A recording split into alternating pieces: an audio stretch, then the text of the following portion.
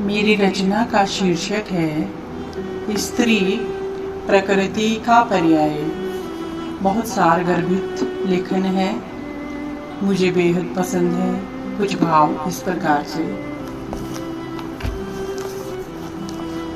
एक ही डोर से बंधा हुआ है, एक ही डोर से बंधा हुआ है नारी और प्रकृति का नाता।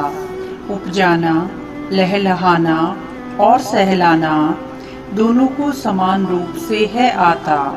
एक ही डोर से बंधा हुआ है नारी और प्रकृति का नाता।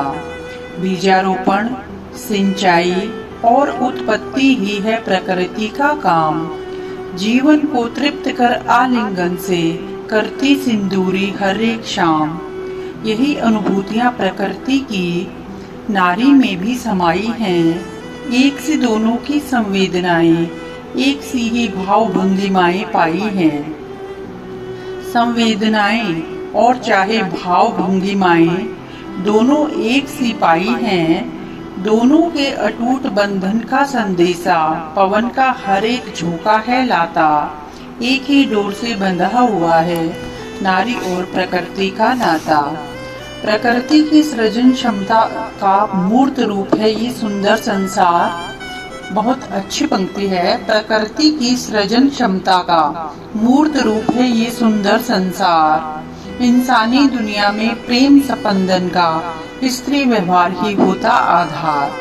जग की कल्पना बिन नारी के विचार किसी को नहीं भाता। एक ही डोर से बंधा हुआ है नारी और प्रकृति का नाता। नारी के नैसर्गिक वात्सल्य का जग में नहीं विकल्प कोई दूजा। प्रकृति के बिन जीवन कैसा, बिन नारी जग में कैसी पूजा। संस्कारों को रोपित, सिंचित और पल्लवित करना होता सदा नारी का काम। यही करती आई प्रकृति युगों युगों से, सफर है उसका अनंत अविराम।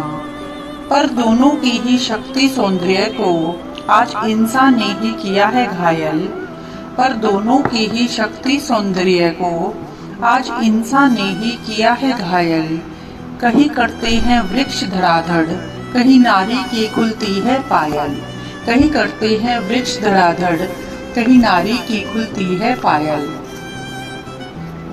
पुरुषों ने बनाई सामाजिक व्यवस्था, पुरुषों की बनाई सामाजिक व्यवस्था में रोंधी जाती है युगों से नारी।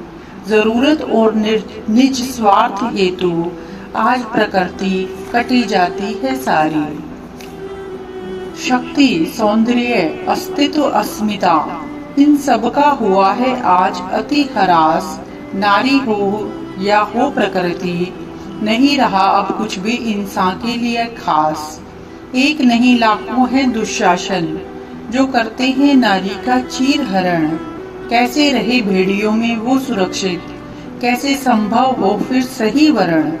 प्रकृति रूपी देवी और औरत रूपी जननी, आज हुआ दोनों संग एक जैसा ही व्यवहार। दोनों ही बने क्यों आज क्रूर इंसान की लिप्सा का विभेद से शिकार। प्रकृति की व्यवस्था है नारी की व्यथा, प्रकृति की व्यथा है नारी की व्यथा। एक ही राह के दोनों है राही, प्रेम, सद्भाव और समानता दोनों ने निज मन से चाही। क्यों आज ये इंसान को समझ नहीं आता।